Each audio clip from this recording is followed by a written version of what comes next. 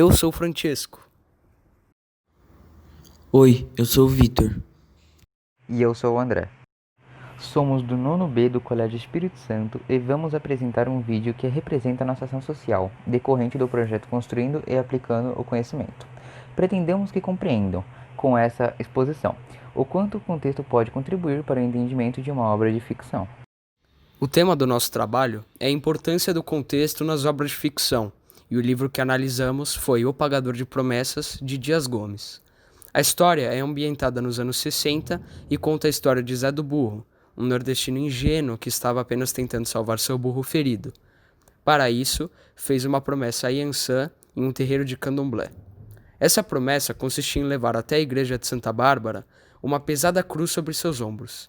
Santa Bárbara é a santa do catolicismo que, no candomblé, é chamada de Yansan. Para isso, teria de andar 7 léguas. Zé prometeu, também, dividir suas poucas terras com um grupo de lavradores pobres. Assim, a reforma agrária, a pluralidade religiosa na Bahia e seus preconceitos são temas que, indiretamente, são apontados na obra. Na Bahia, Dias Gomes escreveu nosso livro-tema, durante uma época muito controversa. Além da sombra ditatorial, houve um plano de desenvolvimento elaborado pela CEP, com a colaboração da Secretaria de Estado. Esse desenvolvimento pretendia dar mais atenção aos transportes e comunicações, energia, agricultura e abastecimento, indústria, urbanismo, turismo, educação, cultura e saúde. A década de 60 foi muito importante para a história do Brasil e seu desenvolvimento. A reforma agrária foi um dos seus movimentos mais importantes e polêmicos. Consistia basicamente na redistribuição de terras entre a população mais pobre e os lavradores. Dado o fato de que, inicialmente, as terras eram distribuídas apenas entre pessoas mais ricas e poderosas. Além disso, um regime político marcante na história do país foi implantado nessa década, a ditadura militar, que se estendeu até março de 1985 e impactou a vida dos brasileiros, que se dividiriam entre aqueles que aprovavam e os que não aceitavam a intransigência desse sistema e suas consequências.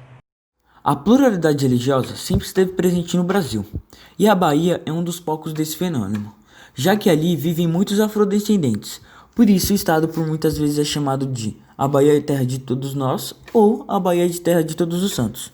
O candomblé e a capoeira são elementos culturais marcantes nessa cultura e se misturam ao dia a dia dos católicos.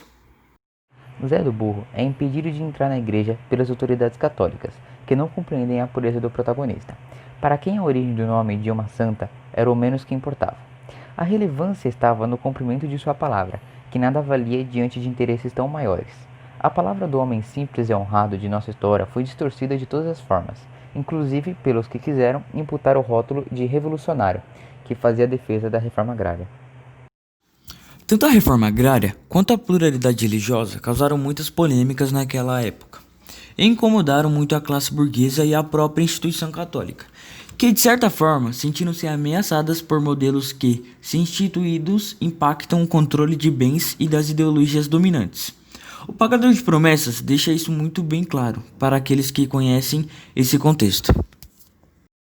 Quem lê O Pagador de Promessas, sem ter o conhecimento do que ocorria no Brasil na década de 60, não percebe que a palavra de um lavrador, mesmo que digno e honrado, perde força diante da dominância de um poder que advoga em causa própria. Mas é através das palavras, no entanto, que Dias Gomes articula a realidade e a transforma em ficção, registrando, mesmo que nas entrelinhas, um momento da história de nosso país que não pode ser esquecido. Assim, as palavras do autor triunfam junto ao seu personagem que, ironicamente, ao morrer, ensina-nos o quanto a honra deve estar acima dos interesses ilícitos. Esperamos que tenha gostado do tema e que em suas próximas leituras fiquem atentos ao contexto das obras que podem revelar muito mais do que se espera, pois não há ficção sem realidade. Muito obrigado pela sua atenção.